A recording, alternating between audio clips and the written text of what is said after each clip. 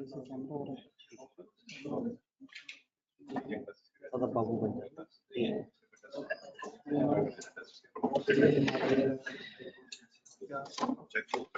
जी जनाब, अस्सलाम वालेकुम वंस अगेन। घर जाके आप लोगों ने पढ़ा और 1 घंटा लग गया पढ़ने में, 15 मिनट लग गए पढ़ने में, आधा घंटा अपना याद भी कर लिया बस। ठीक है, छा गए आप लोग, क्योंकि पढ़ने में तो आधा घंटा नहीं लगने वाला, जितना सा था वो पढ़ने में तो 10 मिनट भी नहीं लगने थे। तो क्या मैं ये समझ सकता हूँ कि हमें वर्ड मार्केट समझ आया है? मार्केट और इंडस्ट्री का फर्क समझ आया है? क्या बिला थोड़ी सी रोशनी डालें, ये मार्केट और इंडस्ट्री में क्या? मार्केट जो है वो ऐसी जगह जहाँ सप्लाई की सेलिंग भी हो सकती है, वो ज्योग्राफिकल प्लेस भी हो सकती है, वो ज्योग्राफिकल प्लेस भी हो सकती है, कोई लॉजिकल वर्चुअल प्लेस भी हो सकती है। इंडस्ट्री जो है वो बेसिकली कलेक्शन है सप्लायर्स का जो सिमिलर प्रोडक्ट प्रोड्यूस करते हैं। इंडस्ट्री एक पूरा जोन है, एक खास तरह के बहुत सारे सप्लायर, मतलब एक ही तरह की मिलती जुलती प्रोडक्ट में डील करने वाला वो पूरा का पूरा जोन जो पूरे मुल्क में शायद ऑपरेट कर रहा होगा, वो इंडस्ट्री है। कि जो कागज बेच रहे हैं तो हम कहेंगे कि ये सारा का सारा जो है ये पेपर इंडस्ट्री है, और उसमें सब सेगमेंट्स, उसके अंदर फिर अलग अलग सेगमेंट्स होंगे। और जो मार्केट है वो ओवरऑल इंडस्ट्री की भी हो सकती है और किसी ना किसी एक सेगमेंट या सेक्टर की भी हो सकती है, और एक सेक्टर में एक से ज्यादा मार्केट्स भी हो सकती हैं, क्योंकि हो सकता है कहीं फिजिकल मार्केट्स हों और बीच में कुछ वर्चुअल मार्केट्स भी हों। इंडस्ट्रीज की कल आप लोगों ने एग्जांपल दी थी, और फिर इंडस्ट्रीज की कुछ किस्में इन्होंने बताई, बेसिकली सिर्फ पुकारने के हिसाब से किस्में, ऐसा नहीं है कि ये इंडस्ट्री की वाकई में हम कहें कि 5 किस्म की इंडस्ट्रीज होती हैं। उन्होंने फेजेस के हिसाब से बताया है कि कुछ मैच्योर हुई हुई इंडस्ट्रीज हैं, कुछ डिक्लाइन हुई हुई हैं, कुछ अभी आनी है सामने, अभी उनके ऊपर काम जारी है। जिनके ऊपर काम जारी है, जो अभी आने वाली है, वो कौन सी इंडस्ट्री है? वो इंडस्ट्रीज जो खत्म होने वाली हैं, वो जो पीक पे पहुंच गई हैं, वो जो बहुत टूटे टूटे से हिस्से, उसके अलावा कोई इंडस्ट्री वो क्या होती है? Industry can be declining, can be mature, can be emerging. Global एक ऐसी इंडस्ट्री है जो पूरी दुनिया लेवल पे ऑपरेट कर रही है। नॉर्मली आईटी की दुनिया में, सॉफ्टवेयर की दुनिया में ज्यादातर चीजें ग्लोबल होती हैं, और उसके अलावा वो वाली कंपनीज जिनकी प्रोडक्ट्स पूरी दुनिया में चलती हैं, स्टैंडर्डाइज प्रोडक्ट्स जैसे मोबाइल फोन्स वगैरह हैं, मुख्तलिफ जो है वो ब्रांड्स हैं, उनको हम कह सकते हैं कि वो वाला सेटअप जो है वो ग्लोबल, जैसे मोबाइल इंडस्ट्री है या जो मोबाइल खरीदने वाला जो सेटअप है, ये पूरी दुनिया की इंडस्ट्री है। लेकिन नमक निकालने वाली इंडस्ट्री शायद हर जगह नहीं होगी, तो इसलिए ग्लोबल इंडस्ट्री वो जो तकरीबन सारी दुनिया में छाई हुई है। इंडस्ट्री सेक्टर मार्केट समझ आएगी। मार्केट को हम 3 तरीके से कैटेगराइज कर सकते हैं, किस किस तरह से पुकार सकते हैं? ज्योग्राफिकल बेसिस पे, उस इलाके की मार्केट, उस इलाके की, उस मुल्क की मार्केट, उस सूबे की मार्केट, उस पूरे जोन की मार्केट, उस कॉन्टिनेंट की मार्केट, कोई भी फिजिकल लोकेशन, कस्टमर या पोटेंशियल कस्टमर्स के हिसाब से हम डिफाइन कर सकते हैं। इसमें मुझे कुछ 5-6 एग्जांपल्स देंगे आप लोग? ये मुश्किल बात है। कस्टमर्स के हिसाब से अगर हम मार्केट को वो करें, एलीट क्लास, यस, आपके ये एलीट क्लास है, ये मिडिल क्लास है, ये लोअर क्लास है, तो आप यूं भी मार्केट बना सकते हैं कि ये हम एलीट क्लास की मार्केट को टारगेट कर, ठीक है। बच्चों की मार्केट, बड़ों की मार्केट, जी, सीनियर सिटीजन्स और अदर्स। उधर से आवाज आई, लेडीज, जेंट्स, यस, ये भी अलग अलग तरह से मार्केट। ब्लाइंड कस्टमर, स्पेशल जो वो हैं, इश्यूज हैं जिनके साथ, वो स्पेशल सिटीजन्स, उनकी एक अलग मार्केट हो सकती है। सैलरीड पर्संस और जो अनसैलरीड है या जो जॉब होल्डर्स नहीं है, जॉब वो कर रहे हैं, अपना बिजनेस कर रहे हैं या घर बैठे हैं, सेल्फ एम्प्लॉयड हैं। प्रोफेशनल्स और अदर देन प्रोफेशनल, मतलब आईसीएफ कई दफा एक कोर्स तो बताता है कि ये कोर्स हम करवा रहे हैं प्रोफेशनल्स के लिए इतना है, और अदर देन प्रोफेशनल्स इतना है। डिसेबल्ड पर्सन, जैसे भी हमने कहा कि जो स्पेशल सिटीजन है जी, तो आप लोग तो छा गए। तीसरी कौन सी कैटेगरी? प्रोडक्ट या सर्विसेज के हिसाब से। उसकी तो आप लोगों ने कल बेताशा एग्जांपल्स दी थी कि कोई किसी भी प्रोडक्ट का नाम लें उसकी मार्केट को हम जिक्र करना शुरू कर देते हैं। सर जी जल्दी आ गए आप? नहीं, पिछले सर जल्दी चले गए। तो मैं नॉर्मली 5 मिनट का अखलाकन वेट कर रहा होता हूँ, तो मैं नीचे आया तो एक आध बच्चा नीचे आता हुआ नजर आया। मैंने कहा इसका मतलब है कि सर निकल के रास्ते में ही है। तो मैं फिर बाहर आके खड़ा हो गया, पर 12 बजे मैं अंदर एंटर हुआ। मैंने कहा मैं जुल्म ना करूं बच्चों के साथ, जो है ना। एक दो बच्चे बाहर निकल के मुझे देख के डर के वापस अंदर जाने लगे, तो उनको मैंने कहा नहीं भाई, आप नीचे से जो छीटा छीटा मार के आना है मुंह पे। असल में आप लोगों के लिए मुश्किल काम है। आप लोग पूरा दिन 5-6 घंटे इंटेलेक्चुअल्स को बर्दाश्त करते हैं। हमारा आसान काम है, हमने भोले वाले बच्चों को बर्दाश्त करना होता है। बस आप तादाद में ज्यादा होते हैं, हम तादाद में कम होते हैं, लेकिन हमारा काम इतना टफ नहीं है जितना आपका टफ काम है। इतने ज्यादा जो है ना वो सखीन दिमागों वालों को बर्दाश्त करना जो है ना, वो भी आसान काम नहीं है जी। गुज़िश्ता लेक्चर से रिलेटेड, गुज़िश्ता डिस्कशन से रिलेटेड कोई कंफ्यूजन, कोई सवाल, ये टोटल समझ के चलना है। आपको कल अंदाजा हो गया होगा कि रट्टा उतना नहीं है जितना इसमें लॉजिक है जी। जी इसके क्वेश्चन अभी नहीं मिले। एक दफा मैं एक छोटा सा टेस्ट ले लूं ना, एक दफा मैंने थोड़ी सी छेड़छाड़ करनी होती है। एक छोटा सा टेस्ट मिलेगा आपको, उसमें आप लोग सवालों से टक्कर मारेंगे, अपने अपने तरीके से अटेम्प्ट करेंगे, और मैं वेरी नेक्स्ट डे फिर आपको बताऊंगा कि यहाँ 4-5 तरह के किस किस तरह के सवाल आते हैं, हर सवाल को अप्रोच करने की क्या टेक्टिक होती है, और फिर मैं आपको वो क्वेश्चन बैंक दे दूंगा। अगर तब तक आई के अपने रिवाइज बुक नहीं दी, तो मैं फिर पिछली किताब के मुताबिक वो क्वेश्चन बैंक आपको दे दूंगा। तकरीबन उसमें 70-80 प्लस क्वेश्चन है थ्रू आउट जो हमारा मैनेजरियल पोर्शन है उसका। लेकिन एक दफा एक टेस्ट में चाहता हूँ कि आप लोग जो है ना वो अनदेखा है, छोटा सा टेस्ट हो, मतलब अभी हमने हल्का सा पढ़ा हो, आपको कम से कम एक दफा समझ आ जाए कि इसके सवाल किस तरह के आते हैं, और पहले दिन से आप अलर्ट हुए हो कब हमने पढ़ते हुए लॉजिकल अप्रोच पर ज्यादा फोकस रखें जी। इसके सिनेरियो बेस्ड क्वेश्चन ज्यादा होंगे, मतलब ये डिपेंड करता है कि मॉडल से सवाल आया या नहीं आया। कभी कभी स्ट्रेट फॉरवर्ड सवाल भी होता है, लेकिन उधर भी कंपनी लॉ बी लॉ वाला रट्टा नहीं चाहिए होता है कि एग्जैक्टली वो लिखना है जो किताब में पॉइंट बताए थे, या वो definition. For example fragmented industry, जरूरी नहीं है कि आप इसकी डेफिनेशन इन अल्फाज में दें जो यहाँ पे लिखी हुई है। आप अपनी प्लेन इंग्लिश में मजीद उसे तोड़ के बताना चाहें बता सकते हैं। ये कानून नहीं है, ये स्टैंडर्ड्स नहीं है। यहाँ आप ओपन है, यहाँ आप खुद से लिख सकते हैं। हाँ, इसमें रट्टा उतना नहीं है। रट्टा ज्यादा ये है कि आपको नाम पता हो, उनका मतलब पता हो, उसके अलावा आप मैक्सिमम खुद से लिख सकते हैं। रट्टा आएगा मॉडल्स में। मैं आपसे कहूंगा ये वाला मॉडल है, इसने ये 5 बातें की हैं, तो वो वाले भाई साहब जिन्होंने मॉडल दिया और वो 5 बातें, उनको रट्टा मारना, उसके अंदर की कहानी खुद से लिखी जा सकती जी। ऑनलाइन फिजिकल कोई सवाल गुज़िश्ता लेक्चर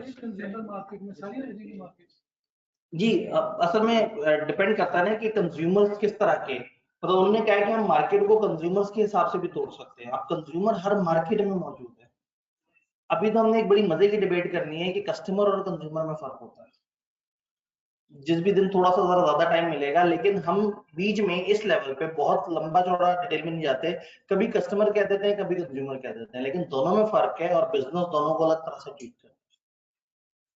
सर ये मैनेजमेंट, ये जो इंडस्ट्री है, जो सेक्टर में पॉइंट है, management need to recognise which industry and segment they are operating. बिल्कुल, मैनेजमेंट नीड टू रिकॉग्नाइज कि वो कौन सी इंडस्ट्री और कौन से सेक्टर में है। अगर मैं बिजनेस करूं और मुझे पता ही नहीं कि मैं कौन सी इंडस्ट्री में फॉल करता हूं, तो फिर मुझे पता ही नहीं लगेगा उस इंडस्ट्री के लॉस कौन से हैं। फिर मुझे टीवी पे देख रहा हूँ, वो कहेंगे जी शुगर सेक्टर के ऊपर गवर्नमेंट ने ये वाला डिसीजन लिया है, तो मैं कहूंगा पता नहीं किसकी बात हो रही है, मैं तो चीनी बनाता हूँ। तो पॉइंट ये है कि मुझे पता होना चाहिए कि मेरी इंडस्ट्री कौन सी है। मतलब सिंपल सी बात है कि कोविड आता है और गवर्नमेंट कहती है सारे एजुकेशन इंस्टीट्यूशन बंद होंगे, और हम कहेंगे हम एजुकेशन थोड़ी दे रहे हैं, हम तो सर्विसेज दे रहे हैं।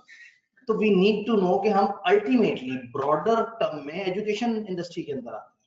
तो अगर वो कह रहे हैं कि हमने एजुकेशन पूरी की पूरी इंडस्ट्री को कह दिया कि भाई रुक जाओ, अभी क्लासें बंद कर दो, अभी कोविड का मसला ये है, तो हमें पता होना चाहिए। तो बिजनेस को ये पता हो, ये रिकॉग्नाइज करे बिजनेस कि वो कौन सी इंडस्ट्री में है, तो उस इंडस्ट्री के कौन से सेक्टर में है, ताकि उस सेक्टर में कंपटीशन देखे, उस सेक्टर के रूल्स को समझे, उस सेक्टर से रिलेटेड सारी चीजें उसकी गिरफ्त में जी। गुज़िश्ता लेक्चर में जो आपने पढ़ा, जो किताब में था, कहीं इंग्लिश का कोई मसला, कहीं ओवरऑल सेक्टर और सेगमेंट एक बात हुई जी। सेक्टर और सेगमेंट फिलहाल तकरीबन एक ही बात है। आगे जाके फिर हम सेगमेंटेशन देखेंगे, वो आप कस्टमर्स के अंदर भी सेगमेंटेशन करें जी। आप लोग तो बड़ी जल्दी जी।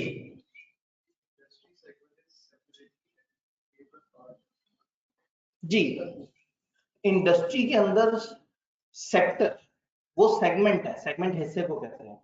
वो सेगमेंट है या वो हिस्सा है जो सेपरेटली आइडेंटिफाइबल है। मतलब अगर मैं कहूँ टेक्सटाइल इंडस्ट्री, तो टेक्सटाइल इंडस्ट्री के अंदर अगर तो सारी चीजें एक ही तरह की फैक्ट्री कर रही होती है तो शायद मैं आइडेंटिफाई ना कर सकूं, लेकिन मुझे पता लगेगा कि कॉटन और उसका बीज अलग करने वाले अलग तरह के लोग हैं।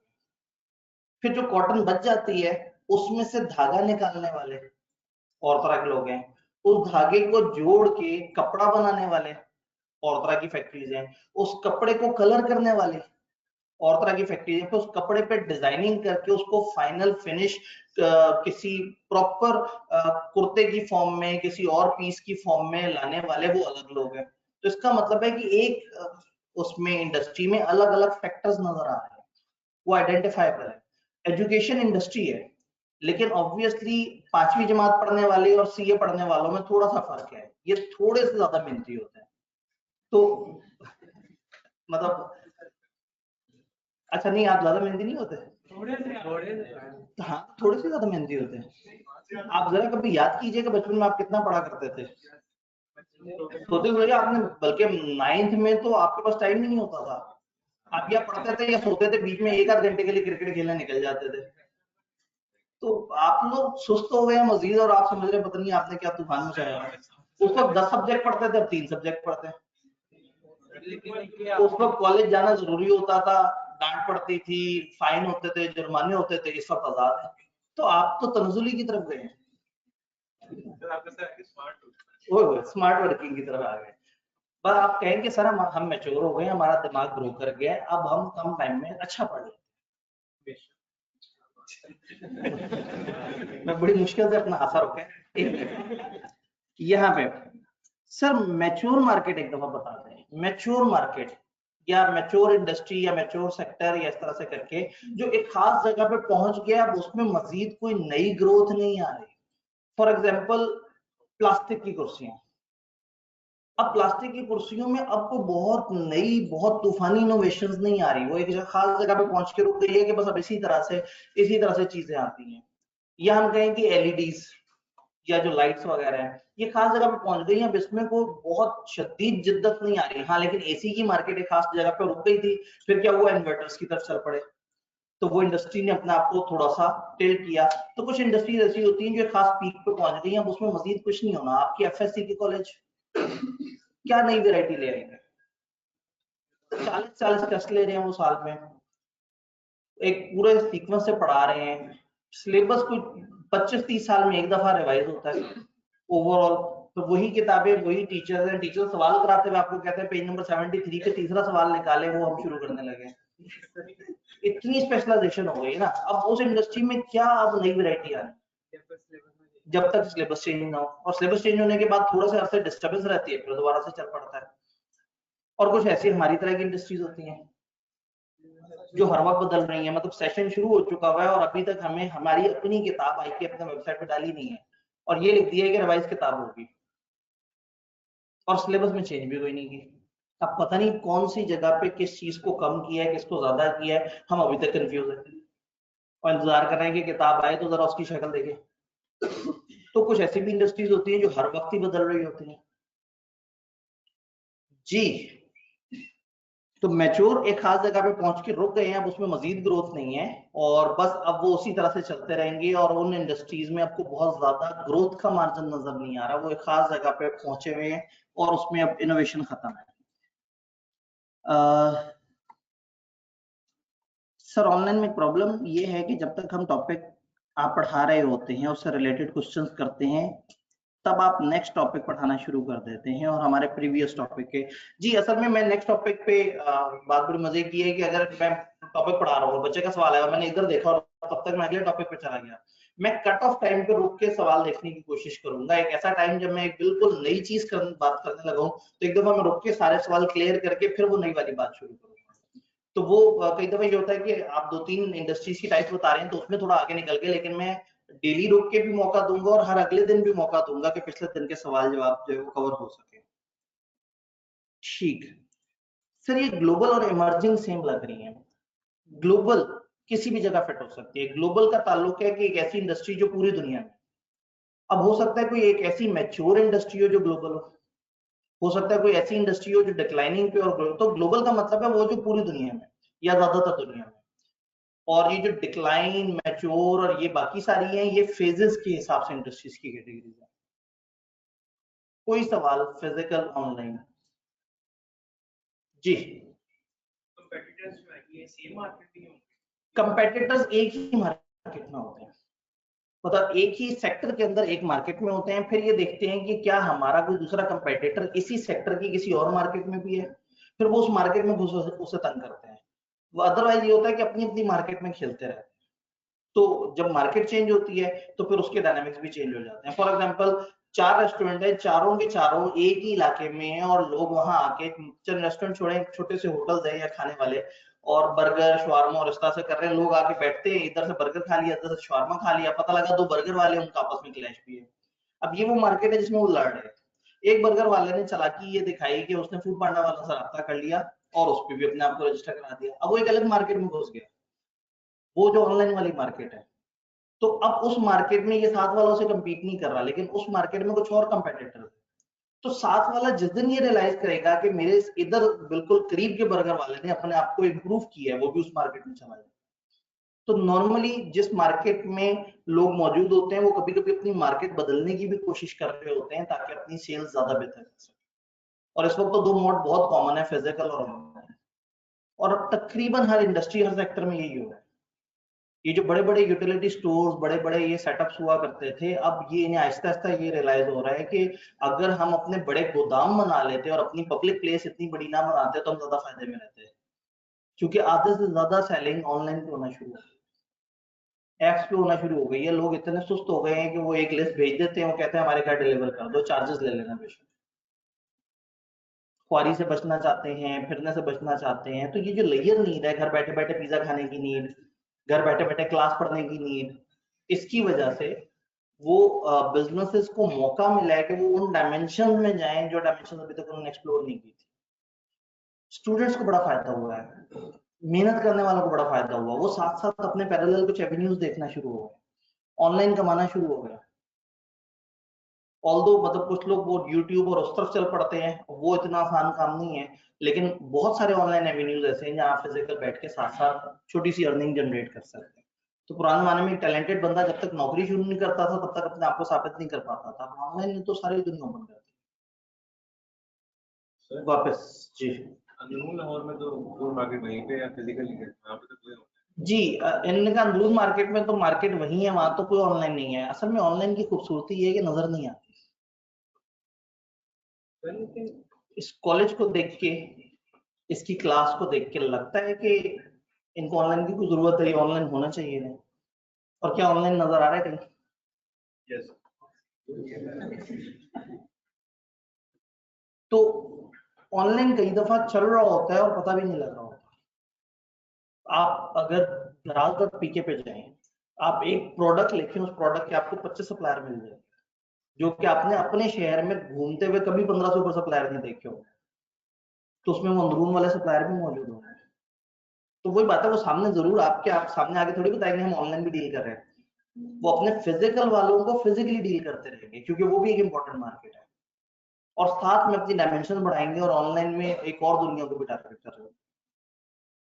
मतलब अब देखे ना, कराची का एक बंदा बड़े आराम से अपनी चीजें लाहौर के एक बंदे को बेच रहा है।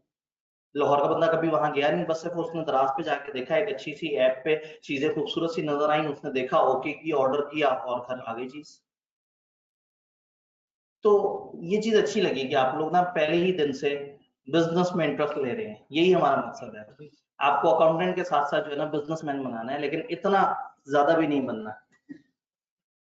सब पोटेंशियल कस्टमर एक्सप्लेन कर दें, कल भी हमने बात की थी, मुमकिन कस्टमर, वो कस्टमर्स जो अभी आपके आने वाले हों, वो जिनके ऊपर आप वर्किंग कर रहे हो। एक भाई ने एक जुमला लिखा है जो भी थोड़ी देर पहले मैंने एक्सप्लेन किया है, कि management need to recognise which industry and segment they produce in. इसको ट्रांसलेट कर दें। अभी थोड़ी देर पहले इसके ऊपर डिस्कशन हुई थी, अगर आप बाद में इसकी रिकॉर्डेड देखेंगे ना वीडियो, तो तकरीबन 10वें-12वें मिनट के ऊपर इसके ऊपर एक डिस्कशन हुई थी। यही सवाल क्लास में आया था, मैंने इस पे डिबेट की थी। सर सर्विसेज सोल्ड कैसे होंगी? सर्विसेज तो प्रोवाइड की जाती हैं, रेंडर की जाती है। असल में होता क्या है कि पहले सर्विस सिर्फ सर्विस होती थी, अब सर्विस भी कहीं ना कहीं एक प्रोडक्ट बना दी जाती है। क्लास है, पहले टीचर क्लास में आता था, पढ़ाता था, चला जाता था। अब ये सारे इक्विपमेंट उस फिजिकल हुई भी सर्विस को कैप्चर करके उसको एक रिकॉर्डेड सर्विस बना देते हैं, और साथ में एक व्हाट्सएप आ जाता है जिससे वो टीचर साथ इन हो जाता है या कुछ और एक्टिविटीज आ जाती हैं। तो अब ये जो ऑनलाइन है ये अक्सर mix of product and service, एक सर्विस को एक शक्ल दे दी प्रोडक्ट की और उसके साथ कुछ एसोसिएट छोटी छोटी सी सर्विसेज दे दी, उससे वो प्रोडक्ट कंप्लीट हो गया। अगर यहाँ ये हाल है तो चैप्टर 5 में क्या होगा? चैप्टर 5 तो है ही कि टेक्नोलॉजी ने बिजनेसेस के साथ क्या किया है। मजा आएगा? ठीक है, हम फरवरी तक सिलेबस लेके जाएंगे। नहीं सर, नहीं, हमें जरूरत ही नहीं पड़ेगी। चलें जी फिर आगे कहानी को एक दर्जा आगे बढ़ाते हैं।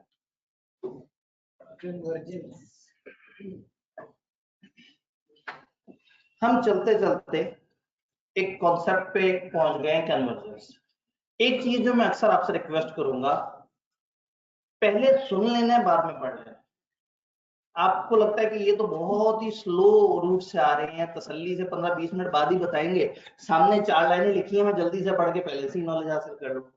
असल में वो लाइनें जरूर पढ़िएगा, घर जाके पढ़ेगा, सेशन खत्म होने के बाद या जब मैं पढ़ा के इधर आपको दिखा दूं उसको पढ़ लें, लेकिन समझने पे जोर देना है। नोट्स आपके पास हर वक्त मौजूद है, वो तो फिर आपको नोट्स मिल गए, फिर तो घर बैठ के उसे रटा मार लें। एक दफा समझ लें ताकि वो कॉन्सेप्ट आ जाए पेपर के हिसाब से, और फिर पढ़ लें इसलिए कि आपको उसको लिखना आ जाए, आपको बताना आ जाए।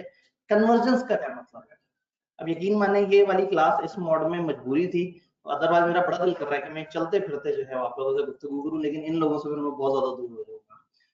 कन्वर्जेंस, कभी कभी ना एक इंडस्ट्री दूसरी इंडस्ट्री में कन्वर्ट हो जाती है, कभी कभी एक इंडस्ट्री दूसरी इंडस्ट्री के कुछ फीचर्स पकड़ना शुरू कर देती है। कन्वर्जेंस का मतलब ये है कि जब एक सेक्टर या एक इंडस्ट्री अपने आप को किसी और सेक्टर या इंडस्ट्री के साथ एसोसिएट करती है और अपने आप को रिफाइन कर लेती है। एक छोटी सी एग्जांपल दूंगा, मोबाइल। मोबाइल में कैमरा, मोबाइल में प्लानर, मोबाइल में कैलकुलेटर, मोबाइल में टू डू एक्टिविटीज, मोबाइल में कंप्यूटर। तो कितनी इंडस्ट्रीज खा गए? कैमरा लेने की जरूरत नहीं है, कंप्यूटर लेने की जरूरत नहीं है, घड़ी तो बिल्कुल ही खत्म हो गई ना, तबाह हो गई। तो घड़ी हाथ में पहने हुआ बंदा भी मोबाइल पे टाइम देखता है, क्योंकि उसने हाथ पे तो दूसरों को दिखाने के लिए पहनी हुई होती है। तो कन्वर्जेंस है कि आपकी एक इंडस्ट्री चलते चलते चलते चलते अडॉप्ट करती है कुछ और चीजों को और उस तरफ शिफ्ट होती चली जाती है। फॉर एग्जाम्पल, वो लोग जो कि सादा फर्नीचर दे रहे थे वो कंफर्ट फर्नीचर की तरफ आते चले गए। वो सोफे जो बैठने के लिए इस्तेमाल होते थे आहिस्ता आहिस्ता तकरीबन लेटने वाले सोफे आना शुरू हो गए, कि जी आगे इस तरह से करके वो स्टेप बन जाएगा, उसमें यूं मार्जिन होगा कि आप बस बैठो नहीं, आप तकरीबन लेटते चले जाओ। सोफा कम बेड आ गया कि जी आप एक ही वक्त में सोफे के तौर पर इस्तेमाल कर लो, और ज्यादा दिल कर रहा है बहुत ही फ्री हो के आप लेटने का, तो आप जनाब उसे वो करके और फिर लेट जाओ। तो होता ये कि ये इंडस्ट्रीज कन्वर्ट हो रही होती हैं, एक इंडस्ट्री दूसरे में, दूसरे तीसरे में। हीटर अलग चीज होता था और एयर कंडीशनर अलग चीज होता था, इन्वर्टर ने दोनों को आपस में मिक्स कर दिया। तो कन्वर्जन समझ आ रही है? एक इंडस्ट्री आहिस्ता आहिस्ता दूसरी इंडस्ट्री में आ रही होती है। हम फिजिकल क्लासेस दे रहे होते थे, हमने ऑनलाइन को भी बीच में अडॉप्ट कर लिया। तो ऐसा क्यों होता है, हमने ऐसा क्यों किया? क्या हम हमेशा से सोचते थे कि इस तरह से कुछ ऑनलाइन बनाए, मजा है जबरदस्त? नहीं, कोरोना आ गया हालात की वजह से। कभी कभी आप हालात की वजह से ऐसा करते हैं, कभी कभी आप डिमांड की वजह से ऐसा करते हैं कि आपके यूजर ने कहा कि जी अब तो कोरोना है, हर कॉलेज ऑनलाइन दे रहा है, आप लोग ऑनलाइन क्यों नहीं दे रहे? तो करना पड़ेगा। तो कभी कभी आपकी कन्वर्जन होती है, आपको कस्टमर या मार्केट की तरफ से आवाज आती है कि भाई हमें ये फीचर चाहिए, और कभी कभी आप इसलिए कन्वर्ट होते हैं कि आपको खुद लगता है कि ये फीचर मुझे ऐड कर देना चाहिए, इससे मेरी प्रोडक्ट ज्यादा मजेदार हो जाएगी। लोगों ने कभी भी नहीं कहा था कि एसी में से गर्म हवा भी आनी चाहिए, इंडस्ट्रीज को लगा था, सप्लायर्स को लगा था कि अगर हम अपने एसी के साथ ये डुअल फंक्शन दे दें तो हम ज्यादा महंगा एसी बेच सकते हैं। वो लोग जो अपने शौक से 5-7 साल पहले से ऑनलाइन क्लासेस दे रहे थे, उन्होंने तो अपनी पसंद से कन्वर्जन की थी, वो डिमांड की वजह से कन्वर्ट नहीं हुए थे। तो कभी कभी कुछ कन्वर्जन होती है जो आप प्लान करते हैं, सप्लायर प्लान करता है, और कभी कभी कुछ कन्वर्जन होती है जो आपको बाहर की तरफ से आती है। अब आज एक बर्गर वाला मजबूर हो जाता है जब उसका कस्टमर आके कहता है यार तुम्हारा बर्गर मुझे बड़ा पसंद है लेकिन मैं अक्सर घर से ऑर्डर करता हूँ, तुम फूड पांडा पे नजर नहीं आते। अब वो मजबूर हो गया है, किस वजह से? डिमांड की वजह से। तो कभी कभी कन्वर्जन पे आपको डिमांड मजबूर करती है, और कभी कभी आप खुद से ये रियलाइज करते हैं कि मुझे, आप फ्रॉम सप्लायर साइड ये रियलाइज करते हैं कि मुझे ये चीज अपनी प्रोडक्ट के साथ देनी चाहिए। अपनी सेक्टर में एग्जांपल देता हूँ, हम अगर ऑनलाइन पे शिफ्ट हुए तो डिमांड की वजह से शिफ्ट हुए एट दिस कॉलेज, बट हमने किताबें देनी शुरू की, ये हमारी अपनी ख्वाहिश थी। ये कन्वर्जन हमने की, हम आपको क्लास के साथ, हम क्लास बेच रहे थे, हमने क्लास के साथ किताब देनी शुरू कर दी। ये सप्लाई साइड की कन्वर्जन, कि हमें ऐसा एहसास हुआ कि इन बच्चों को हम फैसिलिटेट कर सकते हैं अगर हम इनको किताब भी भेज दें। आपकी डिमांड नहीं थी, लेकिन आपकी डिमांड ये जरूर थी कि जी अब ये कोरोना है, फलाना है, हम कॉलेज नहीं आ सकते, हम घर बैठ के क्लास लेना चाहें तो क्या? एक कन्वर्जन हुई डिमांड, एक हुई सप्लाई। सप्लाई और डिमांड वाला मामला समझ आ रहा है? थोड़ी सी इंग्लिश देखने की कोशिश करते हैं, थोड़ी सी English. Sometimes two or more industry segments, two or more industries या segment converge हो जाते हैं, मिल जाते हैं, and become part of same industry, एक ही इंडस्ट्री का हिस्सा बन जाते हैं, कि 2-3 तरह के सेगमेंट आपस में जुड़े और वो एक ही इंडस्ट्री। अब आज अगर मैं इन्वर्टर लेने जाऊंगा तो आई एज्यूम कि वो बिजली भी बचाएगा, वो ठंडक भी देगा और वो सर्दियों में गर्मी भी देगा। They can have a major impact on business strategy। इस तरह की कन्वर्जन से आपकी जिंदगी बदल जानी है, आपके बिजनेस को बड़ा फर्क पड़ जाना है, आपकी स्ट्रेटेजी पे बड़ा अहम इम्पैक्ट आ जाएगा इस तरह की कन्वर्जन का। कन्वर्जन की डिस्क्रिप्शन समझ आई? आप चाहें तो इसको अपने सादा अल्फाज में भी समझा सकते हैं, कोई मसला नहीं। जितने मर्जी प्लेन अल्फाज में आप इसे लिखना चाहिए, कोई लॉ नहीं है जिसकी डेफिनेशन हो वो याद हो। कन्वर्जन डिमांड लेड भी हो सकती है और सप्लाई लेड भी हो सकती है। Demand led, where pressure for conversions come from customers। Demand led, demand की वजह से कन्वर्जन हुई, जैसे भी हमने बात की। Customers begin to think of two or more product as interchangeable। Customers को लगना शुरू हो जाता है कि हाँ ये चीजें आपस में इकट्ठी ली जा सकती हैं। फॉर एग्जाम्पल, कंज्यूमर्स पहले बड़े शौक से अखबार पढ़ा करते थे फिजिकली, अब वो वेबसाइट पे जाते हैं ये सोच के वेबसाइट पे मिलना चाहिए हमें अखबार। पहले लोग टीवी देखा करते थे, अब YouTube पे लाइव चैनल देख रहे होते हैं या दरमियान में काम की खबर देख रहे होते हैं। तो इतनी बड़ी इंडस्ट्री थी जो कि तबाह हो सकती थी, ये सारे चैनल्स वगैरह बिल्कुल उजड़ जाते अगर ये लोग अपने अपने चैनल्स ना देते, अपनी अपनी लाइव स्ट्रीमिंग ना देते, अपनी अपनी वेबसाइट पे अपने चैनल की लाइव लिंक ना देते। जस्ट फॉर एग्जांपल, मेरा 3 या 3.25 साल पहले टीवी के पीछे जो केबल है उसका थोड़ा सा मसला आया था, तो मुझे घर वालों ने कहा कि ठीक कराना है, घर वालों से मुराद मिसेस ने कहा कि ठीक कराना है, तो मैंने कहा ठीक है वीकेंड पे। वीकेंड आया, मैं भूल गया, अगला वीकेंड आया मैं फिर भूल गया, बहुत सारे और काम चल रहे थे, और अभी तक वो केबल नहीं लगी हुई, और हमें महसूस भी नहीं हो रहा क्योंकि हमारा स्मार्ट टीवी है, जिंदगी आसान, हर चीज मौजूद है। तो कहने का मतलब है कि जस्ट ये रियलाइज होता है कि हमें केबल की क्या जरूरत थी, और केबल ने चीजें अपने हिसाब से दिखानी थी, अपने टाइम पे दिखानी थी। हम अपनी पसंद से अपने टाइम पे अपनी पसंद की चीज को सर्च करके देख लेंगे, कोई न्यूज देखनी है, कोई खास खबर देखनी है, कुछ और वो करना है, हम सर्च कर सकते हैं। इसका मतलब ये हुआ कि ये वो चीज है जो कस्टमर ने पसंद करनी शुरू, अगर वो नहीं रियलाइज करेंगे वो तब हो जाएंगे, उनका बिजनेस खत्म हो जाएगा। तो आज मैं डिक्लाइनिंग इंडस्ट्री में आपको एग्जांपल दे रहा हूँ केबल की, मैच्योर इंडस्ट्री नहीं कहूंगा उसे, मैं कहूंगा भी डिक्लाइन हो गया। तो बिजनेसेस कुछ समझना चाहिए या कम से कम अपने कस्टमर्स की ख्वाहिश समझें। तो डिमांड लेड का मतलब है कस्टमर समझना शुरू कर देते हैं कि इस चीज की जरूरत है और फिर बिजनेस मजबूर हो।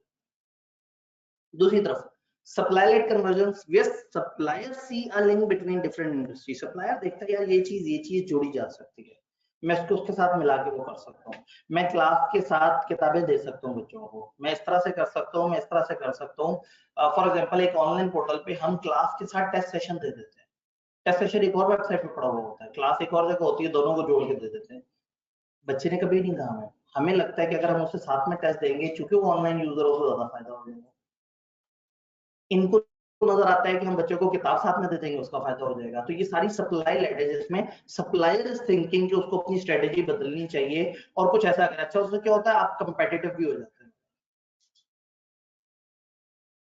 इंटरनेट पे हर तरफ बात चल रही होती है, ये कॉलेज महंगी फीस ले रहा है, ये कॉलेज महंगी फीस ले रहा है, इसकी बात नहीं होती और होती भी है तो चार बच्चे अपने ही आगे डांट देते हैं, यार खुदा का खौफ करो, सोचो तो सही क्या बात कर रहे हो। क्योंकि कोई और किताब दे ही नहीं रहा और सबको पता है कि एक किताब जो कि 300-400 सफे की है उसकी 500-600 रुपए तो कॉस्ट आ जाती है। और घर तक डिलीवर करते हुए, यानी कि अगर आप एक सब्जेक्ट की आपको 2 किताबें मिली तो आपको 1.25 से 1,500 रुपये की तो किताबें के पे खर्चा कर दिया इन्होंने, जबकि आपने नहीं कहा था, इन्होंने खुद ही से कर दिया। तो ये चीज करने के बाद ये इजी हो गए, क्योंकि ये अब अगर फीस ले रहे हैं मुनासिब लेवल पे तो उसके साथ वो चीज दे रहे हैं जो कोई और नहीं दे रहा। तो अपने बच्चे लड़ पड़ते हैं कि यार उनकी क्या बात करते हैं, वो तो रिकॉर्डेड क्लास भी देते हैं, ये भी करते हैं, ये भी करते हैं, कॉलेज ऐसा नहीं कर रहे हैं, या वो ऑनलाइन ले रहे हैं या वो फिजिकल दे रहे हैं। और फिजिकल बच्चे ऑनलाइन लेने लगे तो उसको थोड़ा सा उसमें डिस्काउंट दे देते हैं। जब ये खुद ही इन्होंने फील किया कि हम ये सब दे देंगे तो उससे हुआ क्या, ये कंपेटिटिव हो, ये मार्केट में नंबर 1 हो गए, इन्हें टेंशन ही खत्म हो गई, इनके ऊपर एतराज ही नहीं रहा। तो कभी कभी बिजनेस ये देखने से पहले कि कस्टमर क्या सोच रहा है, खुद ही से सियाना बन के और कस्टमर को वो एडिशनल चीजें देना शुरू कर देते हैं। आप नोट करें कि ये चंद लाइनें बताने में इतना टाइम नहीं लगना चाहिए, लेकिन मैं बार बार बहुत सारी एग्जांपल्स दे रहा हूँ कि आपके दिमाग में बैठ जाए कि सप्लाई वाली कन्वर्जन क्या है और डिमांड वाली कन्वर्जन क्या है। क्योंकि जाहिर है उसके बाद मैंने फिर आपसे 5-5 एग्जांपल्स भी तो पूछनी है। इस दफा ऑनलाइन वाला से, खाली ऑनलाइन वाला से, ये डिमांड लेड कन्वर्जन की मुझे 5 एग्जांपल्स चाहिए और आपने ये नहीं सोचना कि कोई और जवाब दे देगा। डिमांड लेड कन्वर्जन की एग्जांपल ऑनलाइन वाले हजरात।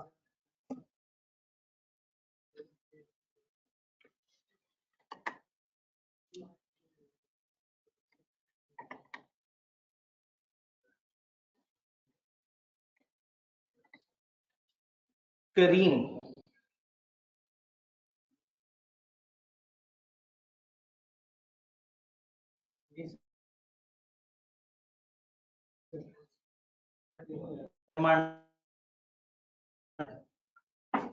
सप्लाई लेड नहीं है, डिमांड लेड। कस्टमर ने तो कभी डिमांड नहीं किया था ऑनलाइन टैक्सी का, करीम ने तो सबसे पहले देनी शुरू कर दी थी। बर्गर भाई मायनीज तो डाली नहीं, केचप तो दी नहीं, और ये क्या केचप दे रहे हो, पैकेट दो। तो yes this can be the thing कि जो कस्टमर की तरफ से आया। Mobile with high and camera speakers. अब कस्टमर भी अब जाके कहते हैं कि जी मुझे वो वाला मोबाइल चाहिए जिसका कैमरा बड़ा तूफानी हो, जिसमें आवाज बड़ी जबरदस्त आती हो। शुरू में उन्होंने सोचा था वो रुल गए, अब वो फंस गए। अब बंदा मोबाइल के स्पेक्स नहीं देखता कि जो कॉल शॉल करने वाले फीचर है। कल वो एक स्टूडेंट था, उसने कहा सर वो ये चीज देखेंगे, कोई स्क्रीनशॉट मुझे दिखाने लगा अपने मोबाइल पे। तो मैंने मोबाइल उठा के देखा तो उसकी स्क्रीन पे इतनी सारी एप्स थी और कॉल करने का जो वो होता है ना, जो कॉन्टैक्ट वाला, वो ऐप नजर नहीं आई। मैंने कहा कॉल कैसे करते हो, उसने ऐसे करके 2-3 स्क्रीन आगे करके सर ये पढ़ा था। तो मतलब वो कॉल, मोबाइल का जो मेन मकसद था कॉल करना, वो उसके लिए इतना गैर जरूरी था कि वो चौथी स्क्रीन पे था। तो कंज्यूमर ने मोबाइल को कंप्यूटर समझ लिया, तो फिर अब वो डिमांड करेंगे कि इसकी रैम अच्छी हो, इसमें वो फीचर हो जो कंप्यूटर वाला है। तो यस, अब ये डिमांड साइड बन गया, शुरू में ये सप्लाई साइड था। Sir convertible laptops, luxury cars, online shopping, SIMs network offering internet packages. Yes, पहले उन्होंने हल्का सा आवाज लगाई थी, अब कस्टमर कहता है कि मुझे सिम वो चाहिए जिसपे 4G तो कम से कम चलता हो और बहुत ही अच्छा चलता हो। ठीक है, काफी सारी एग्जांपल्स आई हैं, automobile, online parts. Supply led conversion की एग्जांपल यहां से जी। आप एक प्रोडक्ट ले रहे हो, आपको प्रोडक्ट के साथ एक छोटा सा गिफ्ट भेज दिया, प्रोडक्ट ली और उसके साथ उसने कोई गिफ्ट भेज दिया, कोई एड ऑन चीज दे दी जो आपको अच्छी लगी, आपने कहा ये अच्छे लोग हैं इनसे चीज खरीदो, तो ये इस तरह से करते हैं। और by one get one free, या छापर साथ दे देना छापर। क्योंकि पॉइंट ये है कि आजकल कोई भी चीज लो तो वो कहते हैं जी बैक कर दें, पता लगता है वो 10 रुपए का। और अगर कोई चीजें खरीदने के बाद आपको खुद ही से ही एक बैग दे देना तो आपकी आंखों में तहसीन आ जाती है। आज के दौर में ये फरिश्ता कहाँ से आ गया, तो उससे आप अगली दफा कोशिश करेंगे कि अंडे डबल रोटी वहां से खरीदें जो छापर साथ में देते हैं। जी वो पीछे मेट्रो के उन्होंने ऑटो पे, इससे पहले कि लोग सोचते, उन्होंने साथ में अपना ऑनलाइन स्टोर वेबसाइट और लोगों को चीजें डिलीवर करनी शुरू कर दी। और पहले वो खाली होलसेलर्स को डील करते थे और थोड़े ही अरसे में उन्होंने रिटेलर्स को भी डील करना शुरू किया। कन्वर्जन फाइबर ऑप्टिक की तरफ रेगुलर, उससे लोग खुश थे, लोगों को बहुत ज्यादा उतनी तूफानी रफ्तार नहीं चाहिए थी, लेकिन इंटरनेट सर्विस प्रोवाइडर्स थॉट के हमें कंपेटिटिव होना है और वो चले गए फाइबर ऑप्टिक की तरफ। जैसा कि मोबाइल इंडस्ट्री में तो काफी है, लेकिन इसके साथ साथ ये जो अपनी यूएसबी वगैरह डिवाइसेस वगैरह उसके अंदर भी अक्सर बिजनेस एक और सेगमेंट में एंटर होते चले जाते हैं जो आपसे रिलेटेड सेगमेंट होता है। ये हम थोड़ा सा आगे जाके पढ़ेंगे, ये हम फॉरवर्ड इंटीग्रेशन इसे कहते हैं। जी सप्लाई साइड कोई जनरल एग्जांपल, जब आप लेट आते हैं चिप्स लेते हैं, हाँ वो डिमांड साइड नहीं है, ठीक है सही है। इन्होंने कहा अगर आप लेट आ जाए तो आप खुद ही से चिप्स दे देते हैं, इससे पहले कि बच्चे कुछ और डिमांड करें आप जो है वो उन्हें चिप्स दे देते हैं। तो वो चूंकि बच्चों ने नहीं डिमांड की भी होती तो वो सप्लाई साइड है, बिल्कुल सही है। तो कन्वर्जन हो गई, मतलब मैं supplier of services and supplier of chips बन गया एक वक्त में, ठीक है। देखो इधर तो लेट का कॉन्सेप्ट ही कोई नहीं है, अब तो वो क्लासेस का टाइम ऐसे बना है कि वो 11 वाली क्लास भी उठ के 12 पे आ गई है, लेकिन फिर भी अगर वो 20-25 मिनट लेट हो गया किसी दिन, जी यस स्मार्ट वॉचेस में या वॉच में टच का ऑप्शन। सर परचेज के साथ वाउचर जो मिलते हैं कि आप दोबारा आएंगे तो वाउचर, परचेज के साथ जो वोचर मिलते हैं कि आप दोबारा आएंगे तो वो आपको, मैं पिछले दिनों बच्चा पार्टी पे गया, वहां पे कुछ शॉपिंग की, तो उन्होंने कहा जी ये शॉपिंग जो है वो बच्चों के लिए चीजें लेते हैं तो 10,000 से ऊपर हो गई है तो हम आपको एक इंसेंटिव देंगे। मैंने कहा वो क्या है, उन्होंने कहा ये वोचर है, उस पे 1750 लिखा था। मैंने कहा वाह इसका क्या मतलब, उन्होंने कहा आपको डिस्काउंट मिलेगा। मैंने कहा दो फिर डिस्काउंट, उन्होंने कहा नहीं अभी नहीं, जब आप अगली दफा आएंगे और खरीदारी करेंगे तो उस वक्त आप जब ये पेश करेंगे तो फिर आपको जो है वो मिलेगा। फिर मैंने उनसे पूछा कि उसके लिए दिन की कोई कैद है, अगली दफा से क्या मुराद है। तो फिर मैंने नीचे जाके खाना खाया फूड कोर्ट में, फिर वापस ऊपर आया, 3rd फ्लोर पे थी, और मैंने कहा मैं अगली दफा आ गया। तो वो मतलब अब अगली दफा की डेफिनेशन जो है वो थोड़ी सी मुबहम थी, तो हो सकता है उन्होंने लिख दिया हो कि जब आप 10 दिन बाद कम से कम हमारे पास चक्कर लगाएंगे। तो ये सब ये रिपीट पाएंगे ना, बड़ी मजे की है कि उन्होंने खुद ही से वोचर दे दिया। वो अगर मुझे डिस्काउंट देते मुझे इतनी खुशी ना होती जितनी ये खुशी थी कि ये कागज पकड़ाने से मैं 1750 रुपए की फ्री चीजें ले सकता हूँ। तो यस ये सप्लाई लाइन है।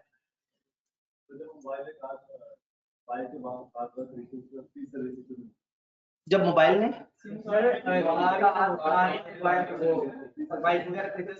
पहली 2 या 3 सर्विसेज, हाँ कार वाले जो है वो आपको पहली 2-3 सर्विस फ्री देते हैं और वो आपको लगता है कि फ्री है, लेकिन वो उसमें गाड़ी में से इतने पुर्जे निकाल के बदल देते हैं और आपसे जो है वो मतलब कहते हैं जी ये मसला ये मसला ये मसला, लेकिन आपकी सर्विस फ्री है। तो जी ठीक है, असल में सप्लायर देख रहा होता है कि गैप है, वो इंडस्ट्री में मौजूद है, ये इंडस्ट्री में मौजूद है और एक गैप है, मैं इस गैप को कवर कर सकता हूँ। बच्चा किताब अलग से खरीदेगा, क्लास हमसे खरीदेगा, बच्चों को किताब भी चाहिए और क्लास भी चाहिए। हमने खुद ही से सोचा और हमने किताब और क्लास को जोड़ के एक पैकेज बना के और अपनी फीस का डिस्काउंट खत्म कर दिया। वाह है, खर्चा किया 1500 का, डिस्काउंट 2000 का खत्म कर दिया, कमाल हो गया। जी प्रोडक्ट लॉन्च करने से पहले जो फ्री सैंपल बांटते हैं वो मार्केटिंग है, वो थोड़ा सा आगे हम उसका भी तस्करा करेंगे, लेकिन आई एम हैप्पी कि आप लोग इसमें इंटरेस्ट ले रहे हैं। ले जी इधर भी सर लेस पे चीजें लीज पर चीजें देना, यस ठीक है, मैंने कहा वो लेस के अंदर से कुछ चीजें निकल रही हैं, ठीक है। मतलब असल में वही बात है कि जिस ऑडियंस से पूछा था वो ऑडियंस, अब थोड़ा सा आगे चलते हैं।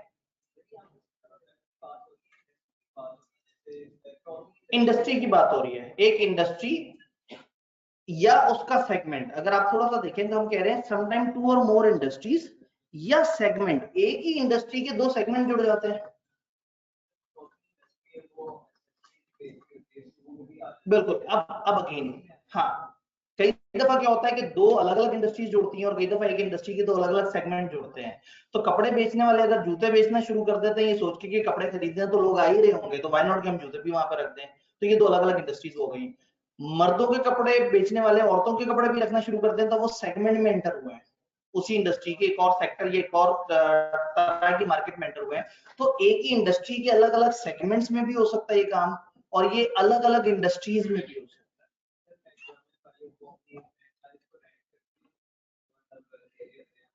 फ्रेंचाइज भी दे रहे होते हैं और अपनी आउटलेट खुद भी ऑपरेट कर रहे होते हैं, मैकडॉनल्ड्स वाले। इस तरह की अप्रोचेस भी हो सकती हैं। तो अगेन ये एक बेसिक फिनोमेना है जो कि हमें हर तरफ नजर आ रहा है, तकरीबन हर जगह हमें ये वाली चीजें मोर और लेस नजर आती जा रही है। अर्ली पेमेंट डिस्काउंट्स वगैरह ये आपकी सेल्स प्रमोशंस कहलाती हैं, ये सब मार्केटिंग के अंदर आता है।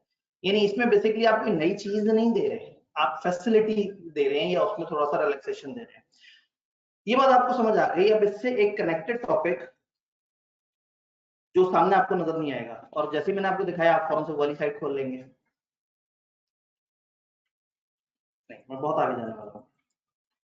कोरोना की वजह से ऑनलाइन स्विच हुए हैं, डिमांड में फॉल करेगा तो सप्लाई लाइन जी, ये डिमांड, क्योंकि उस वक्त लोगों की तरफ से ये ख्वाहिश जनरेट हुई कि चीजें इस तरफ आनी चाहिए, क्योंकि बच्चे घर बैठे थे और वो कहते हैं कि हमारा तालीमी सेशन जाया नहीं होना चाहिए।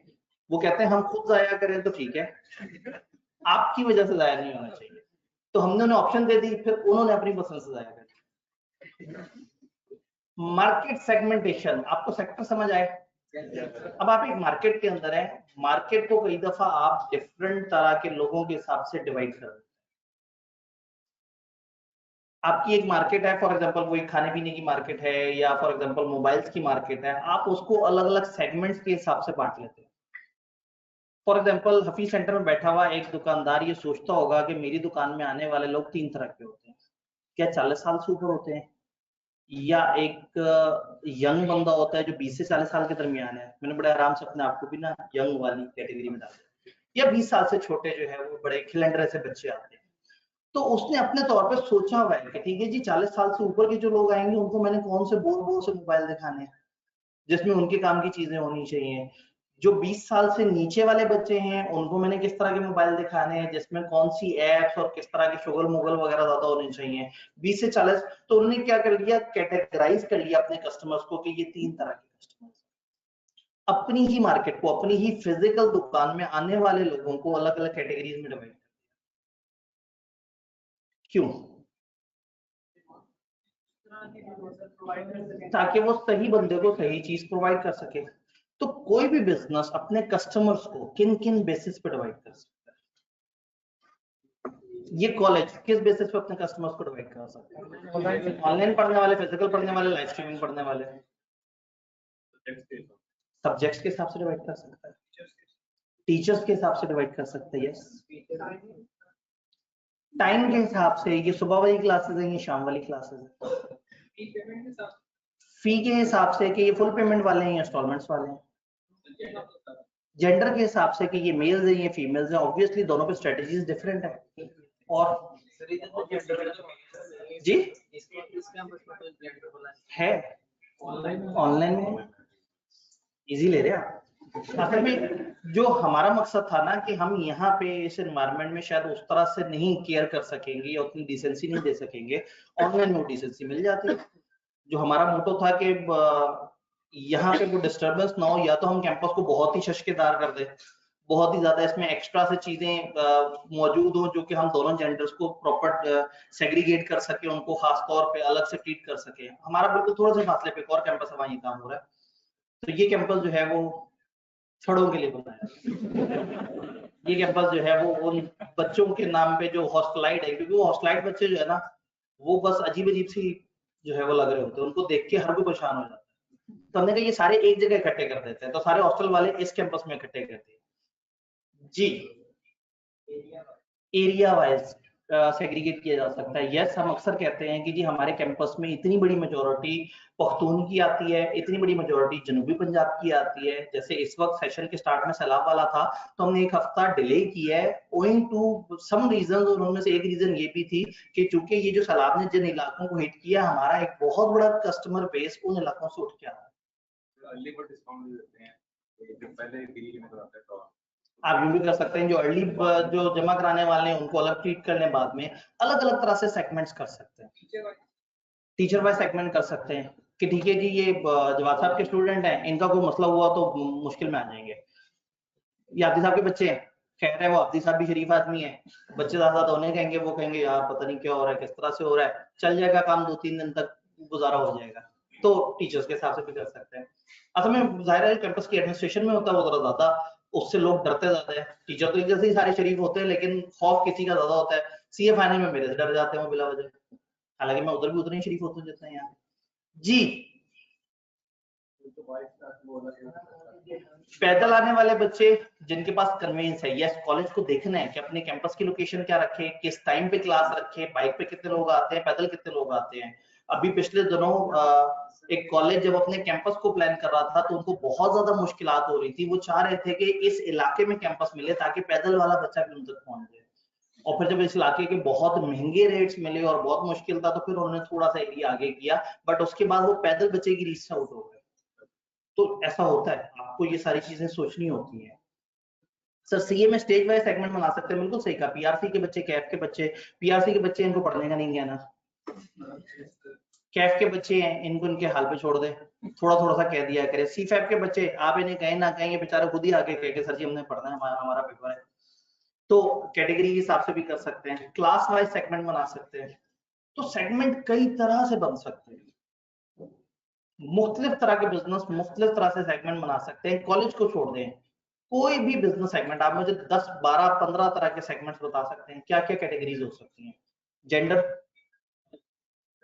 एज, टाइम, डिमांड के हिसाब से, type of product, income, qualification, facilities जो रिक्वायर्ड हैं, कल्चरल बेसिस पे, lifestyle, income group, provinces, location वगैरह,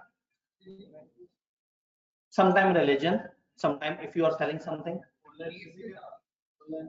ऑनलाइन फिजिकल के हिसाब से, टाइप ऑफ प्रोडक्ट के हिसाब से, मेरिट्स के हिसाब से जी। बस क्या फायदा होता है सेगमेंटेशन का, मैं आपको एक छोटी सी एग्जांपल दूं। जे डॉट पुराना नाम होता था जे जुनेद जमशेद, फिर फॉर सम रीजन उन्होंने उसको जे डॉट किया। अब एक टाइम पे मैं बड़े शौक से जब भी कभी मुझे किसी सुपर स्टोर जाना पड़ता था या किसी शॉपिंग की जगह पे जाना पड़ता था बेगम की वजह से, जाहिर है मतलब हम लोगों ने तो एक चीज, एक जूता ले लिया तो 10 साल तक उसने कहाँ जाना है। अब वहां जाते थे तो जब भी मुझे टाइम गुजारना होता था कि वो अगर किसी एक जगह पे शॉपिंग कर रही है तो मैं फौरन से जे डॉट को ढूंढ के और वहां पे अंदर चला जाता था। मुझे मेरी पसंद के सोफिस्टिकेटेड अच्छे मैच्योर कुर्ते मिल जाते, the most wide range of most decent कुर्ते आज से 7-8 साल पहले वहां मिल जाया करते थे। फिर वो भी समझदार हो गए, उन्होंने कहा इन जैसे लोग कम है और उछलते कूदते लोग जरा ज्यादा हैं, तो उन्होंने आहिस्ता आहिस्ता जो है वो खट्टे रंग देने शुरू कर दिए, ऑरेंज, पर्पल, पिंक, और अच्छा चलें वो तो हो गया। फिर उन्हें आहिस्ता आहिस्ता एहसास हुआ कि जो मर्द हैं ये आके बार्गेनिंग भी करते हैं, ये अच्छी से अच्छी चीज ढूंढने की कोशिश करेंगे, कम से कम पैसों में ढूंढने की कोशिश करेंगे, नहीं मिलेगा ब्रांड को इग्नोर करेंगे, साथ वाली दुकान से आधी कीमत में अनब्रांडेड चीज उठा लेंगे। तो उन्हें एहसास हुआ कि अपनी सेल्स बढ़ाने के लिए हमें एक और सेगमेंट पे भी फोकस करना चाहिए। उन्होंने खवातीन के कपड़े भी रखने शुरू कर दिए, उन्होंने बच्चों के कपड़े भी रखने शुरू कर दिए, एक्सेसरीज भी रखनी शुरू कर दी। अब पिछले दिनों जे डॉट पे मेरा चक्कर लगा तो वहां एक किनारे पे कहीं साइड पे एक हैंगर में कोई 5 कुर्ते ऐसे थे जो कि मर्दाना लग रहे थे। मर्दाना तो कई जगह पे कुर्ते टंगे हुए थे, लेकिन जो उसमें मर्दाना लगने वाले कुर्ते थे वो तकरीबन जो है वो 5 के करीब से, बाकी मतलब बिल्कुल टोटल उस स्टोर का 10% मर्दों के लिए मुख्तस था, 40 to 50% औरतों के लिए और बाकी बच्चों के लिए और ये एसेसरीज वगैरह के लिए। अगर वो ये सेगमेंटेशन ना करते तो वो शायद उन्हीं 10% लोगों को सर्व कर पा रहे होते। वही खुश्क बोर फजूल लोग जो कि बार्गेन भी करेंगे, चीज भी नहीं खरीदेंगे, बहस भी बहुत ज्यादा करेंगे। तो उन्होंने आइडेंटिफाई किया है कि हम जिस मार्केट में बैठे उस मार्केट में कुछ ऐसे सेगमेंट्स हैं जो ज्यादा भाव नहीं करेंगे, जो चीज भी महंगी लेंगे और चीज अच्छी होना भी शर्त नहीं है, बस दिखने में दिल फरेब होनी चाहिए। तो वो उन्होंने उन सेगमेंट पर काम किया। फिर मतलब मर्दों में भी कितने लोग हैं जो वाकई खुश्क से बोर से कुर्ते सलवार पहनना चाहते हैं। इस कैंपस में शायद 2-3 लोग होंगे जिनमें से एक मैं और जवाद साहब हो गए, एक आध शायद आप में से भी कोई वो होगा। अदरवाइज स्टूडेंट जो है वो भी रंग बिरंगे कुर्ते बड़े शौक से पहनते हैं। और मतलब बड़े एज के होने के बाद भी अपने आप को छोटी एज का दिखाने के लिए भी लोग थोड़े से कलरफुल से पहन रहे होते हैं ज्यादा। तो कहने का मतलब है कि उन्होंने अपने सेगमेंट को समझा और उस सेगमेंट पे काम किया, उससे बड़े फायदे हुए। मुझे आपसे ये जानना है कि सेगमेंटेशन के क्या फायदे हो सकते हैं, क्या फायदे हो सकते हैं? ये भाई अभी कुछ कहना चाहते हैं? सर, अगर यानी कि सेगमेंटेशन कर रहे हैं तो हम जो स्पेसिफिक मार्केट है जो हमारे कस्टमर्स को टारगेट इजीली कर सकते हैं। ठीक है, इन्होंने कहा हम रेलेवेंट कस्टमर्स को या अच्छे मार्केट चंक को टारगेट कर सकते हैं। आपने मुझे 10-12 फायदे बताने हैं, आपने ऑनलाइन सबने सेगमेंटेशन के फायदे। जी, ज्यादा डिमांड को आपका बिजनेस बेहतर हो जाता है, एक सेगमेंट में आपको लॉस हो रहा होता है, दूसरे सेगमेंट से आपको फायदा होना शुरू हो जाता है। तमाम एजेस के सेक्टर है ना, उन्होंने कैच कर लिए बच्चे लोग, आप तमाम तरह के लोगों को कैप्चर कर लेंगे, फिर आप अपना रिकरिंग कस्टमर बनाएंगे। बच्चे बबल गमर के जूते पहनते थे, उन्हें बड़े अच्छे लगते थे, बच्चे बड़े हुए बबल गमर छिन गया। व्हाई नॉट के बबल गमर मर्दों के लिए, दरमियानी एज के लिए, बड़ों के लिए भी जूते बनाए, उनकी ब्रांड लॉयल्टी है, वो उसी के साथ चलते रहेंगे। तो ज्यादा डिमांड मीट की जा सकती है ऑनलाइन में, गुडविल इंप्रूव हो जाएगी, हम डिस्ट्रैक्ट नहीं होंगे, हम फोकस होंगे। हर सेगमेंट की अलग अलग मार्केटिंग की जा सकती है कि अच्छा ये वाला सेगमेंट इस पे डिस्काउंट नहीं देना, ये सेगमेंट इस पे लाजमी डिस्काउंट देना है, आप उसका से टारगेट कर सकते हैं और कॉम्पिटिटिव बन जाएगी मार्केट कंपेटिटिव हो जाएंगे, हम मार्केट में ज्यादा कंपेटिटिव हो जाएंगे, वेरिएशन आ जाएगी, बिजनेस ज्यादा डाइवर्स हो जाएगा, ज्यादा अच्छी तरह से मल्टीपल प्रोडक्ट्स को डील कर सकेगा, बिजनेस ग्रो करेगा, बिजनेस डेवलप करेगा। जी, उधर से किसी हद तक मोनोपोली को खत्म किया जा सकता है, बोर्डम को भी खत्म किया जा सकता है, अपने बिजनेस को ज्यादा, हमारे बिजनेस को सीखने का मौका मिलेगा, हम नई नई डायमेंशन में एंटर होंगे, कुछ तजर्बे करेंगे, कुछ अच्छे तजर्बे होंगे, कुछ बुरे तजर्बे भी होंगे, कॉम्प्लिकेशंस कम हो जाएंगी, कन्वर्जन ज्यादा हो जाएगी। अब वही बात है कि अगर नीचे वो बैठ के हर बच्चे को कहें कि यही 22,000 फीस है और ये डिफाइन ना करें कि कौन सा डिजर्विंग बच्चा और कौन सा डिजर्विंग नहीं है, तो दोनों तरह की चीज में मुसीबत में आ जाएंगे। या अगर सबको डिस्काउंट देंगे तो भी सही नहीं है, जो नहीं डिस्काउंट डिजर्व करता था उसको भी डिस्काउंट मिल जाएगा, और अगर सबको ही फुल फीस चार्ज करेंगे तो भी तो इन्हें कैटेगरीज बनानी होंगी कि ये मुश्किल में है बच्चे और ये अच्छे वेल ऑफ बच्चे हैं। जी, पता होगा कि कितना स्टॉक रखना चाहिए किस कैटेगरी का, हर कैटेगरी को आप कैटर कर सकेंगे, कस्टमर्स को आसानी हो जाएगी, वैरायटी आ जाएगी, और एक ही दुकान में जो है वो पूरी फैमिली एंटर हो जाया करेगी। मतलब वही है ना कि भाई बेगम उधर गई हुई है, शौहर जो है वो कपड़े ढूंढ रहा है, बच्चा जो है वो कहीं तो उधर देख रहा है कि कोई अच्छी चीज नजर आए, और मैं दोनों को कहूंगी जी अब मुझे खरीदनी है। जी, प्रॉफिटेबिलिटी बढ़ जाएगी, कुछ सेगमेंट से अच्छी प्रॉफिटेबिलिटी मिलेगी, और जब आपके पास हर तरह का माल रखा हुआ है तो आप कुछ सेगमेंट में कमा रहे होंगे, कुछ में नहीं। एक होटल में गए तो वो बड़े नॉमिनल से पैसों में उन्होंने चावल दिए, और तकरीबन चावल की कॉस्ट और मेकिंग वगैरह ऐसा लग रहा था कि इन्होंने 5 रुपए भी प्रॉफिट नहीं रखा, और हम बड़े हैरान, हमने कहा यार ये अजीब पागल आदमी है, पता नहीं कैसे चलते होंगे। पता लगा उनका 40 रुपए का रायता था, और दिन में वो 2000 चावल की प्लेटें देते थे, और रायता अलग से चार्ज होता था, वो कमाते ही रहते थे। रायता उन्हें 7 रुपए का कॉस्ट करता था, तो चावल उन्हें ब्रेक इवन पे चलाया हुआ था और रायते में कमाई जा रहे थे। अक्सर बिजनेस बोतल में 10 रुपए के मार्जिन से कमा लेता है अच्छा खासा। तो ये उन्होंने देख लिया कि कहाँ पे किस सेगमेंट पे काम करके प्रॉफिटेबिलिटी बेहतर की जा सकती है। जी, अगर प्रॉफिट हो तो आउटलेट्स इंक्रीज करेंगी, बिजनेस एक्सपेंड करेंगे, ज्यादा कस्टमर्स टारगेट होंगे, लोगों तक रीच होगी। थोड़ा सा देखें ये अंग्रेजी में क्या कह रहे हैं। अब इसका मतलब क्या हुआ, without looking at the book, आपको अगर पेपर में सवाल आया कि सेगमेंटेशन क्या है, तो आप कहें हम अपने कस्टमर्स को डिफरेंट कैटेगरीज की बेस पे, डिफरेंट बेसिस पे कैटेगराइज कर देंगे। अब और मजीद आप एग्जांपल दे सकते हैं जैसा कि एज फलाना फलाना फलाना फलाना, और फिर अगर आपसे पूछा जाए कि इसके फायदे क्या होते हैं तो वो भी बता देंगे। तो इसका मतलब है ये मजे लॉ में नहीं थे कि टॉपिक खुलने से पहले आपको आता होता। अब आपने सिर्फ देखना है, मुस्कुराना है, जो लाइन अच्छी ना लगे अपनी लाइन से रिप्लेस कर दे। हमने क्या पढ़ा? Market segmentation. Market segment is a section of total market in which potential customers have certain unique and identifiable characteristics. And market segment एक खास तरह का वो ग्रुप है जिधर जिनकी मिलती जुलती नीड्स हैं, जो एक जैसी सोच रखते हैं, जो एक जैसे कैरेक्टरिस्टिक्स रखते हैं। मार्केट सेगमेंटेशन एक प्रोसेस को कहते हैं which is dividing the market into separate segments for the purpose of developing different products for each segment. अपनी मार्केट को अलग अलग सेगमेंट्स में तोड़ दिया ताकि आप सबके लिए अलग अलग तरह की प्रोडक्ट्स कर सकें। होटल ने नाश्ते के लोगों को अलग कर दिया, दोपहर के खाने के लोगों को अलग, रात के खाने के लोगों को अलग, और उसके हिसाब से वो प्रोडक्ट्स वहां पे तैयार कर सकें। A business entity might try to sell its product to all customers in the market. ऐसा भी हो सकता है कि एक बिजनेस सारों को एक जैसी प्रोडक्ट दे, या दूसरी ऑप्शन ये है कि आप business might instead choose to target this product to a particular segment. या तो आप सबको एक ही चीज बेचें, या ज्यादा बेहतर बात क्या है कि आप अलग अलग सेगमेंट बनाएं और उन सेगमेंट्स के लोगों को वो वाली प्रोडक्ट दें। Various ways of segmenting market, कुछ एग्जांपल्स दिए हैं। ज्योग्राफिकल एरिया, क्वालिटी, किसी को हल्का माल चाहिए, किसी को अच्छा माल चाहिए। कोई कहता है मैं पैसे ज्यादा दूंगा, क्वालिटी ये होनी चाहिए। कोई कहता है यार बस पैसे कम हो, जो मर्जी दे दो, कोई नहीं कह रहा है। फंक्शन के हिसाब से, जैसे कोई बात है कि अगर हम जूतों में बात करें तो रनिंग शूज अलग है, फुटबॉल बूट्स अलग है, हाइकिंग अलग है, राइडिंग अलग है, स्नो बूट्स अलग है, फॉर्मल वेयर अलग है, घर में पहनने वाले अलग हैं। सिर्फ जूतों में इतनी वैरायटी है। कस्टमर के हिसाब से कि ये कंज्यूमर है, ये कमर्शियल कंज्यूमर है, ये इंडस्ट्रियल कंज्यूमर है, जैसे बिजली वाले करते हैं कि ये घरेलू सार्फिन है, ये कमर्शियल सार्फिन है।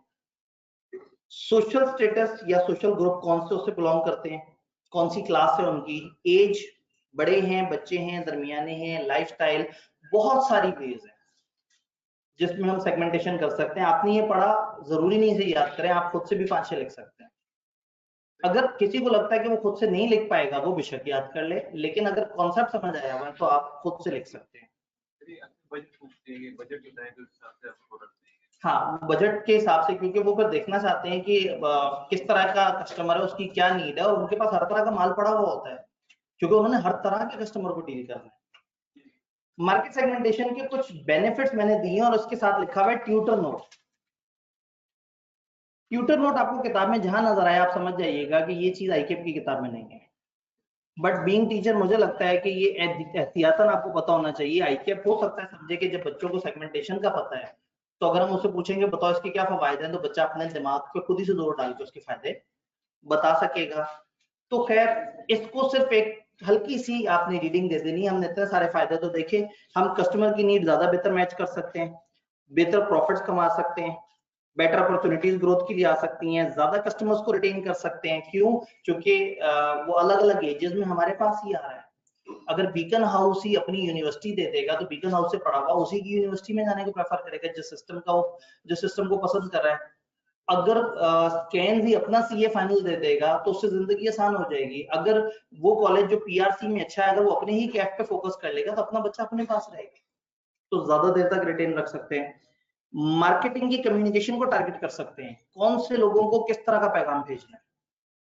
एक ही पैगाम सबको भेजे, लोग अनॉय हो जाएंगे। हर किसी की अलग अलग नीड है, किसी को कोई चीज, किसी को कोई चीज। मार्केट सेगमेंट में आप अच्छा शेयर हासिल कर लेते हैं, अच्छी केयरफुल प्लानिंग करके आप ज्यादा बेहतर तरीके से चीजों में इन हो जाते हैं। तो ये थी हमारी आज की कुछ डिस्कशन। किताब में मैं आपको फिर भी एहतियातन दिखा दूंगी हमने क्या पढ़ा। मैक्सिमम एक पेज भी नहीं। जो हमारा पहला पेज था उसमें नीचे कन्वर्जन्स की बातें हमारी रहती थी, हमने वो कवर की। देन उसके बाद पेज 42 है मेरे पास इस हैंडआउट की, जिस तरह से नंबरिंग हुई है उसके हिसाब से। अब पेज 41 और 42। 41 में नीचे लिखा हुआ है मार्केट सेगमेंटेशन, और नेक्स्ट पेज पे उसके बेनिफिट्स दिए हुए हैं जिनको बस आपने एक दफा देख लिया। ये अब आपकी मर्जी है, अगर आप खुद से लिख सकते हैं तो फिर जीरो, कुछ याद नहीं करना। क्वेश्चन आ सकता है, यानी कि अब अगेन जो बेनिफिट है उसमें आईकेएप ने अपनी किताब में एक्सप्रेसली नहीं दिया हुआ। वो एहतियात करते हैं ऐसी चीज पूछना जो किताब में ना हो, लेकिन वो किसी सवाल के अंदर बाय द वे दूसरे पार्ट में हल्का सा ये अज्यूम करते हुए कि सेगमेंटेशन पढ़े हुए बंदे को उसके बेनिफिट्स का पता ही होगा, इसलिए एहतियात। तो ट्यूटर नोट जहां नजर आए इसका मतलब होगा कि वो किताब का हिस्सा नहीं है आईकेएप की, वो मैंने अपनी ख्वाहिश से मजीद चीज ऐड की है ताकि लोगों को थोड़ी सी बेहतर अंडरस्टैंडिंग मिल जाए।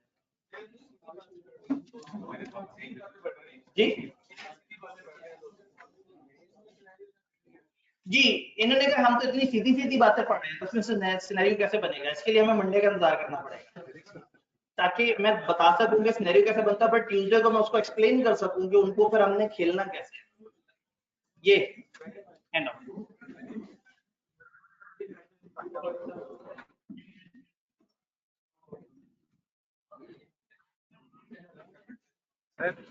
जी हिसाब का डिमांड सप्लाई था या डिमांड लेट था या सप्लाई लेट था? इस वक्त ये डिमांड है, डिमांड क्योंकि उन्हें समझ आ गया